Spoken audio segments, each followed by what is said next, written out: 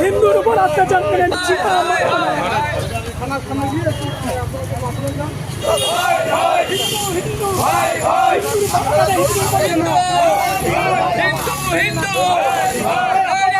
কি হয়েছিল সকালবেলা? কি দেখছো? সকালবেলা যখন প্রত্যেকদিন এখানে মর্নিং ওয়াক করতে আসে তখন সবাই দেখছে যে বৈদ্যপাড়া ঘাটে যে শিবলিঙ্গ রয়েছে সেই শিবলিঙ্গ ভাঙা অবস্থায় রয়েছে, নন্দী ভাঙা অবস্থায় রয়েছে।